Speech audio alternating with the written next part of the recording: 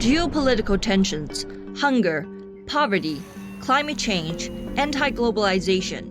The Group of 20 has previously been criticized for not reaching a consensus to deal with these global challenges, but experts say the rise of the Global South offers hope.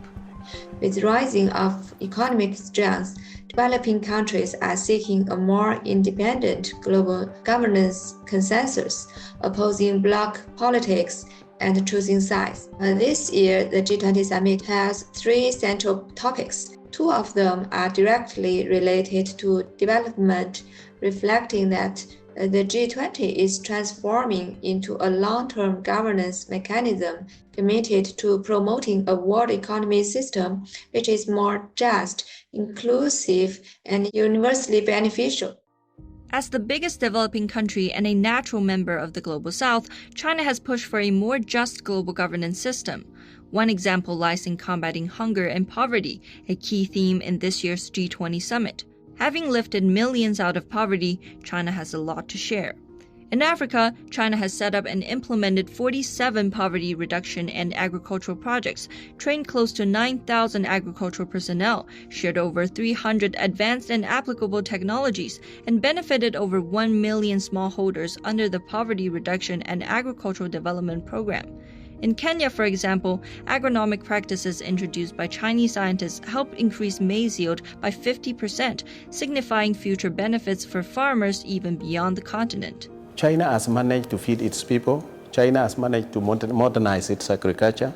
And so the kind of strategy which China used to modernize and mechanize agriculture is what we are partnering with China in Kenya. Under the Belt and Road framework, small and beautiful projects like agricultural cooperation are enhancing livelihoods, while flagship mega-projects drive infrastructure development across cities and countries.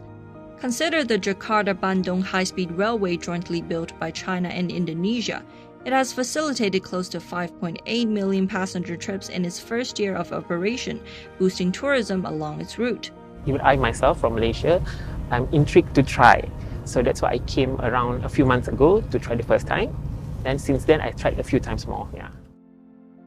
To achieve Southern solidarity, major Global South countries must work together.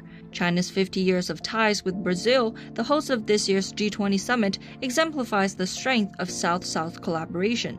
Their long-standing cooperation covers a vast span of areas, from reduction of poverty. Brasil e China têm muito a mostrar para o mundo de como acabarmos com a fome e reduzirmos a pobreza no mundo como um todo. To the space sector. Nós sempre fizemos, na cooperação com a China, satélites ópticos para tirar fotografias da superfície da Terra e que são muito úteis para nós, por exemplo, no monitoramento de desmatamento da região amazônica. To sustainability, with energy firms in both countries recently launching a new industry alliance. Developing together using Brazil's scale and China's scale as platforms for developing solutions, advanced solutions for the challenges of the power grids, not only in China and Brazil, but elsewhere. At this year's G20 summit, the Chinese president outlined 8 actions for global development, demonstrating China's commitment to empowering Global South countries. All these measures reflect that China regards the sustainable development of developing countries and the promotion of global common development as its own responsibility.